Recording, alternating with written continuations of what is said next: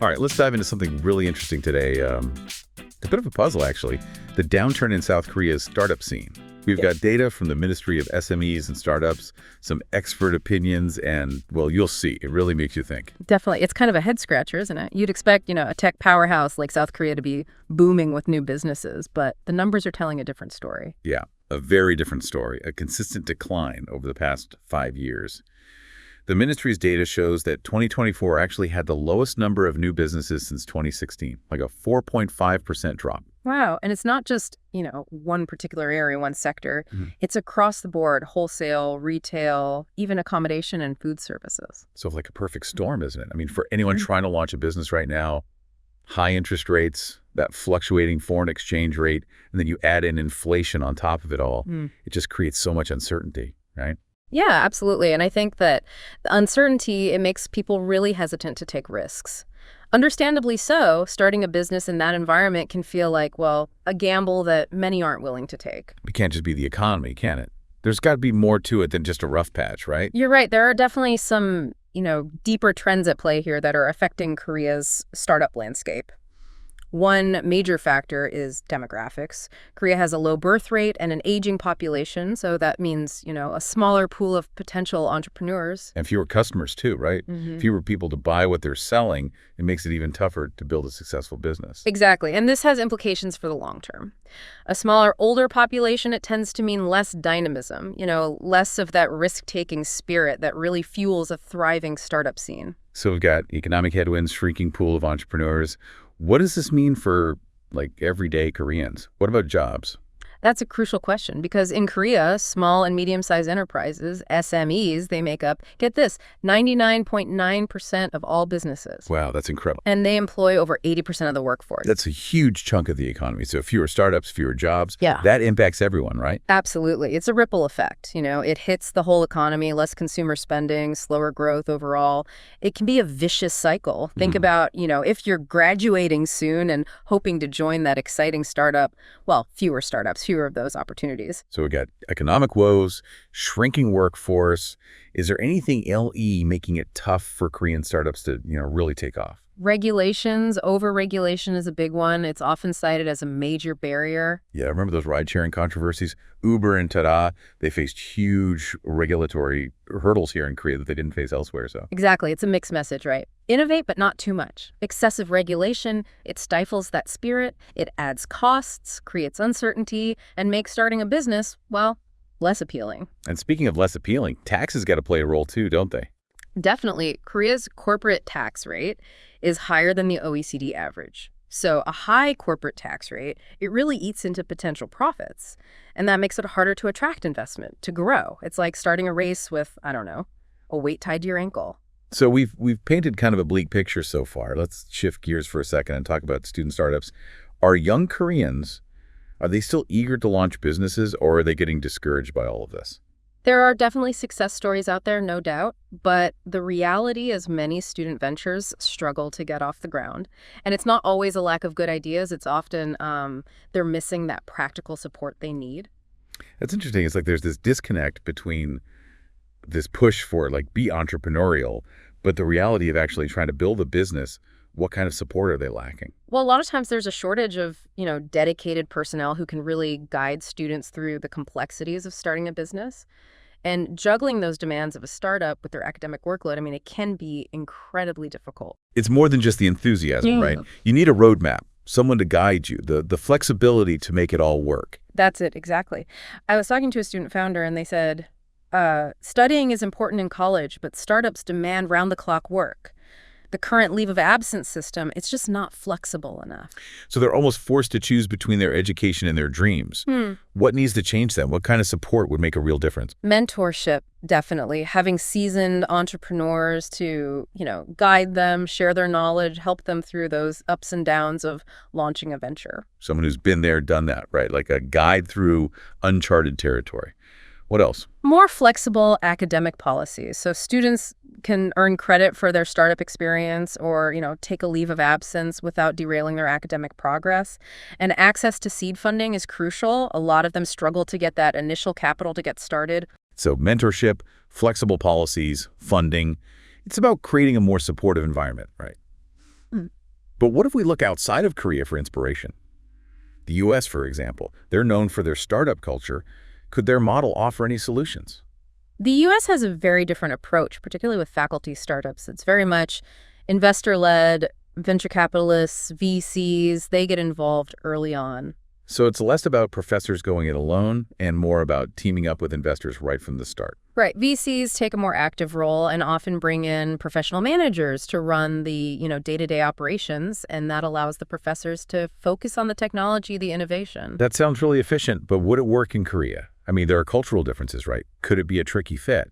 You bring up a good point, transplanting that model directly. It might not be feasible. Korean companies, they tend to place a high value on founder control, whereas in the U.S., founders often have smaller stakes when VCs are involved. So finding that balance that works for Korean culture is key, right? Maybe a hybrid approach, something that blends the best of both worlds. That's exactly it. Some call it the joint startup model. Combining elements of the U.S. system with Korean practices, so VCs have a more active role, but still respect that founder's vision and leadership.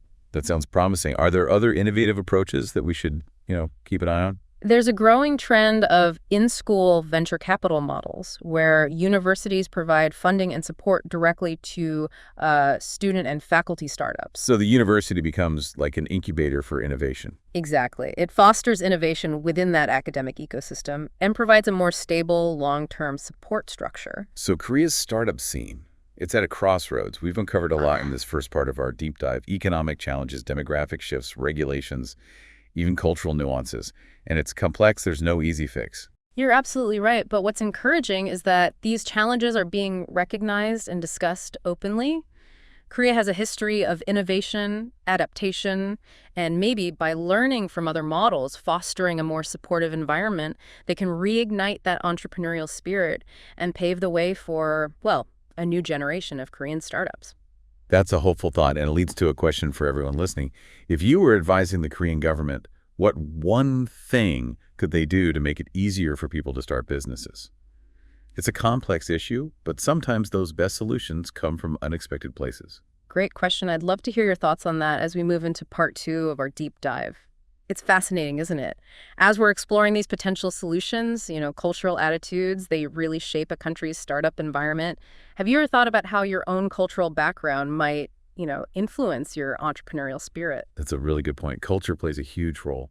What are some of those factors that are impacting Korea's startup scene? Well, I think, Korean society places a high value on stability, risk aversion, understandable given their history, past economic upheavals. And those values have, serve them well, but sometimes they create a bit of a barrier to entrepreneurship, which is all about embracing uncertainty, taking risks. It's like these two opposing forces, the desire for stability versus that inherent risk-taking of starting a business. How do you bridge that gap? You can't just flip a switch and expect everyone to be comfortable taking big risks. No, it's a process. It's long-term. I think it involves education, raising awareness, and really celebrating those who did take that leap, and succeeded. We need to see more examples of successful entrepreneurs in the media, hear their stories, understand that failure, it's not the end of the world. It's a valuable learning experience. Yeah, it's about changing the narrative, right? Showing that failure is a stepping stone. Are there any specific initiatives that you think could help shift those cultural attitudes? There are some organizations, they're working to promote entrepreneurship education in schools, introduce those concepts of innovation and calculated risk-taking to young people from an early age, planting those seeds early on, nurturing a mindset that embraces creativity, challenges the status quo. It's like cultivating a whole new generation of innovators. That's fascinating. But it's not just about mindsets, is it? There are also those practical steps we've talked about to make it easier, more appealing to start a business in Korea. We've talked about some, addressing those economic challenges, reforming regulations, supporting student entrepreneurs. What else can be done? Networking and collaboration, it's so important and often overlooked. Creating those spaces, whether physical or virtual, where entrepreneurs can connect, share ideas, learn from each other's experiences. Building a community, right? A support system where they can bounce ideas, troubleshoot, celebrate those successes. It's hard to go it alone, especially in a field as dynamic as entrepreneurship. Absolutely. And those networks, they can also provide access to mentors, potential investors, even future partners. Imagine being able to tap into that collective wisdom experience of a whole community incredibly empowering, especially when you're just starting out. Makes a lot of sense. So networking and cultural shifts, anything else? Easy access to information and resources, that's critical. It's hard to navigate that entrepreneurial journey if you don't even know where to begin. Providing clear, accessible information about, I don't know, registering a business, securing funding, navigating regulations, it can make a huge difference. It's like a roadmap, isn't it? A guide to help them navigate that complex world of, starting and running a business. Right. Think about it. You decide, okay, I want to start a business, and then suddenly you're hit with, mounds of paperwork, confusing regulations, no clear guidance on funding. It's overwhelming.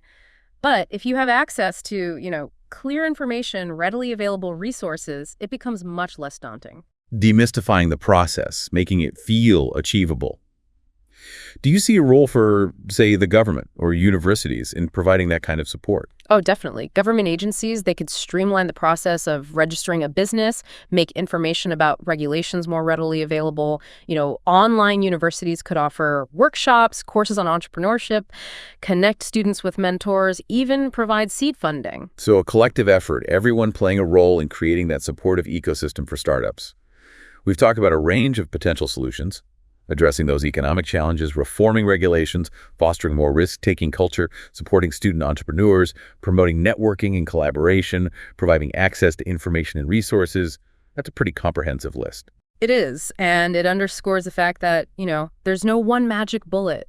Revitalizing Korea's startup scene, it's going to take a multifaceted approach, all hands on deck. The government, academia, the private sector, individuals, all working together.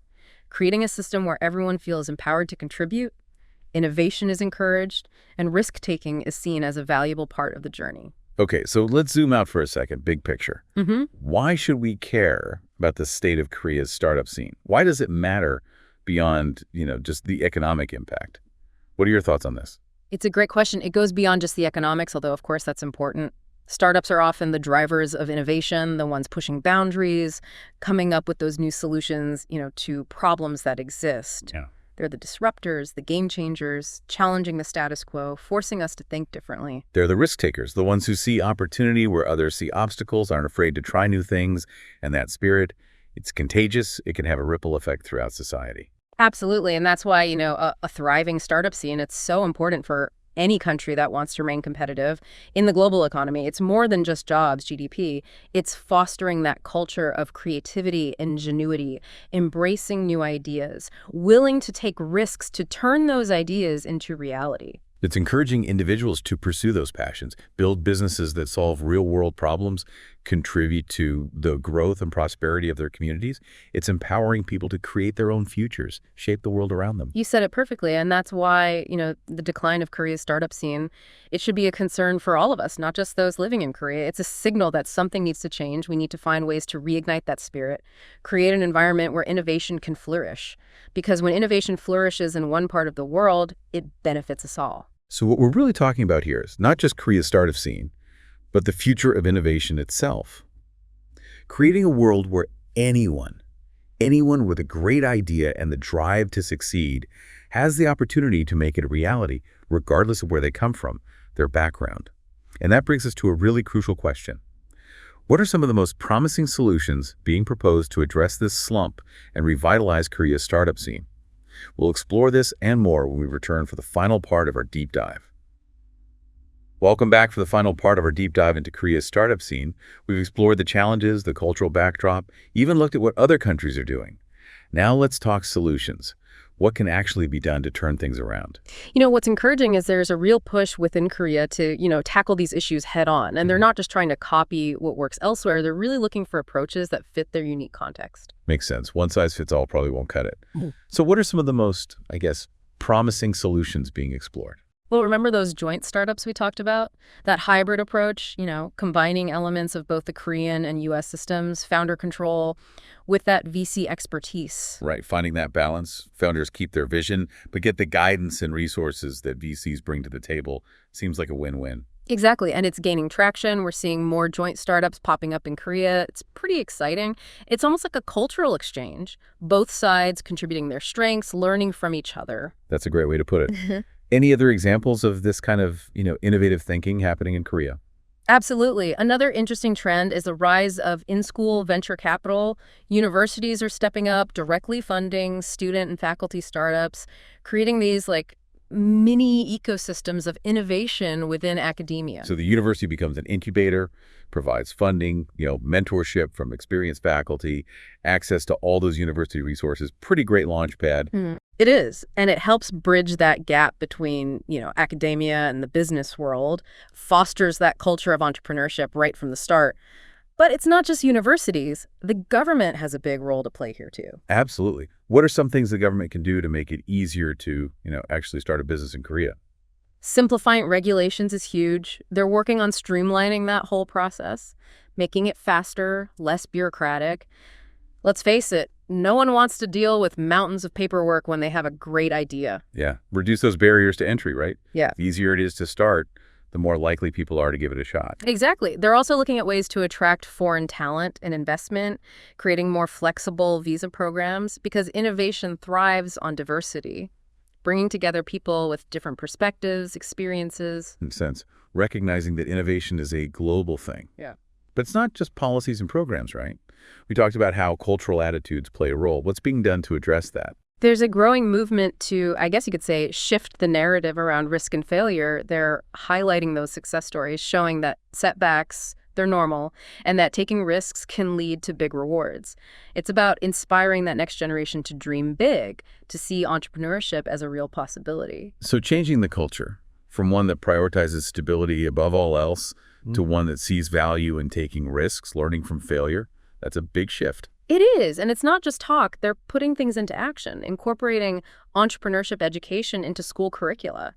Imagine every student in Korea learning about innovation, developing those skills from a young age. That could really change things. That could be huge. Yeah.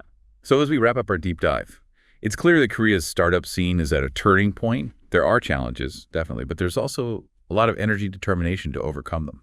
And a recognition that this is about more than just numbers. It's about the future of innovation in Korea, the country's role in the global economy. And what's really inspiring is that spirit of experimentation, that willingness to try new things, adapt. They're not afraid to learn from others, to combine different approaches, tailor solutions to their needs. Even in a downturn, there's that potential for a powerful rebound. So as we leave you today, we encourage you to keep an eye on Korea's startup scene. There's a transformation happening, and it might just surprise us all. Remember, innovation often emerges from those unexpected places. And who knows, maybe something you've heard today will spark your own entrepreneurial spirit. Thanks for joining us.